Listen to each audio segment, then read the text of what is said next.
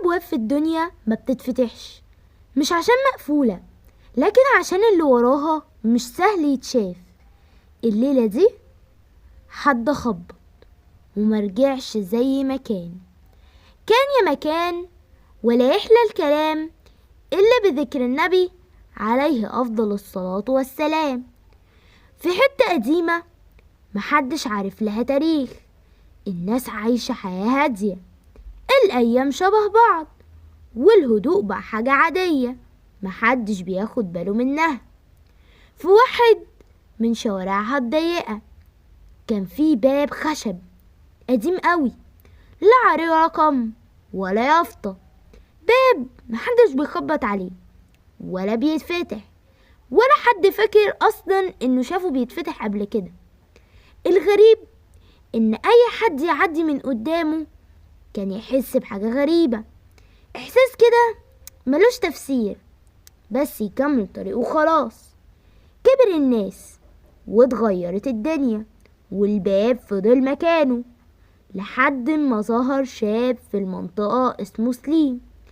ما كانش أشجعهم ولا أذكاهم، بس كان أكتر واحد فضولي، بيسأل عن الحاجات اللي الناس اتعودت ما تسألش عنها. وفي ليلة من ذات الليالي الجو فيها هادي زيادة عن اللزوم، سليم وقف قدام الباب لأول مرة، مد ايده ورجعها تاني، قال في نفسه ليه عمره ما اتفتح.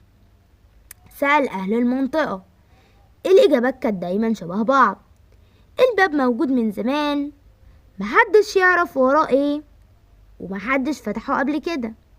بس سليم ما اقتنعش، رجع في نفس الليلة، وقف قدام الباب، اتردد شوية وخبط خبطات خفيفة ولا حاجة حصلت.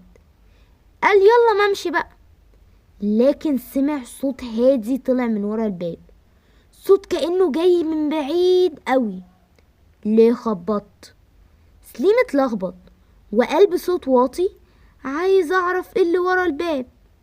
سكت الصوت شوية وبعدين قال الدخول مش ببلاش. سليم سأل وعايز ايه؟ الرد جه بسيط بس تقيل، حاجة فاكر انك مش محتاجها. وفجأة الباب اتفتح، اللي وراه ما كانش كنز ولا أوضة ضلمة، كان ممر طويل أوي، حيطانه مليانة مشاهد بتتحرك كأنها لوحات عايشة. سليم شاف نفسه طفل وبعدين شاب وبعدين راجل بيبعد عن حاجات يحبها، مش لأنه مش عايزها لكن لأنه كان خايف. مع كل خطوة في الممر كان بيحس بحاجة غريبة. في الآخر وصل لأوضة صغيرة في نصها مراية، الصوت قال بص كويس. سليم بص، شاف نفسه زي ما هو، بس عينيه كانت تعبانة وكان متضايق قوي، قلبه خوف. ليه أنا شايف نفسي كده؟ الصوت رد عليه بهدوء عشان انت خبطت. الصوت سكت لحظة وسليم لسه واقف قدام المراية، حاسس ان رجليه مش شايلينه، قلب توتر. يعني ايه عشان خبطت؟ انا عملت ايه؟ الصوت رد انت طلبت تشوف. سليم لف حواليه، اشوف ايه ده؟ انا شايف نفسي وبس. قال الصوت بهدوء مزعج، لا انت شايف اللي هربت منه. المراية اتحركت مش اتكسرت، اتموجت كأنها مية وظهر مشهد تاني. سليم شايف نفسه واقف قدام مواقف كتير، مرة سكت وهو كان المفروض يتكلم، مرة مشي وهو كان المفروض يكمل، مرة قال مش دلوقتي لحد ما الحاجة راحت. قلب صوت مكسور، محدش بيختار الخوف. الصوت رد بس ناس كتير بتختار تعيش جواه. سليم رجع خطوة لورا، خلاص كفاية أنا عايز أخرج. ضحك الصوت ضحكة خفيفة مش سخرية، ضحكة حد فاهم. الخروج سهل. سليم قال بسرعة أعمل إيه؟ اقفل الباب. لف سليم ناحية الممر، لقاه اختفى، ما بقاش فيه غير الباب اللي دخل منه، وقف وراه مفتوح ومستنيه. قرب منه بس قبل ما يطلع الصوت قال: بس خد بالك، مش كل باب بيتقفل من غير ما يسيب علامة. سليم وقف لحظة وبعدين خرج. الباب قفل وراه بهدوء ولا كأنه اتفتح أصلا. رجع بيته، نام وصحي تاني يوم والدنيا زي ما هي.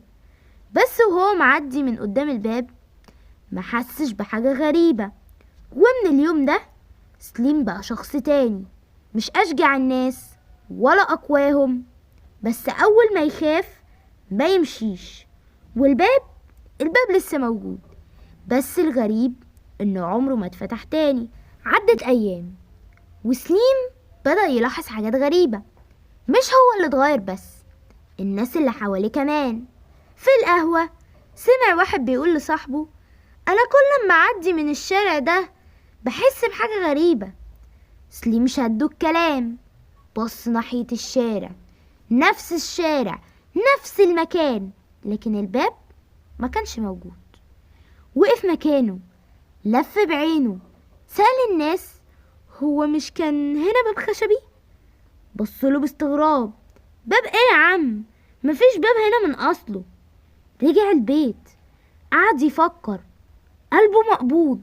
وفي نص الليل وهو بيحاول ينام سمع صوت خبط، مش على باب شقته، جوه دماغه. صوت هادي عارفه كويس: الدور عليك. سليم قعد مفزوع: دوري على ايه؟ احرص ايه؟ الباب خلاص اختفى.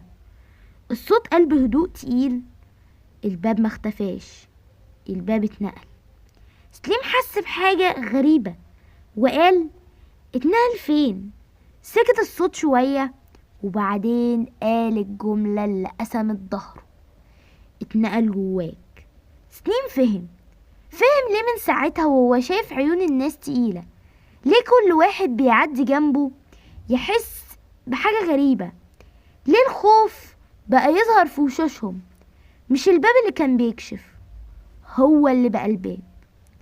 ومن اليوم ده سليم بقى يحس بحاجة مش مفهومة كل ما حد يقرب منه وهو هربان من نفسه. وكل مرة حد يسأله: مالك سرحان ليه؟ يفتكر الصوت وهو بيقول: مش كل باب خشب، في أبواب بني آدمين. وسليم عمره ما خبط، بس كتير خبطوا عليه، واللي خبط شاف. أتمنى تكون الحكاية عجبتكم. ما تنسوش تعمل لايك وشير وسبسكرايب وتضغطوا على جرس التنبيه عشان يوصل لكم كل جديد من قناة جوكا ستوريز، وكمان أنزل لكم قصص تانية في مواضيع تانية. وباي باي.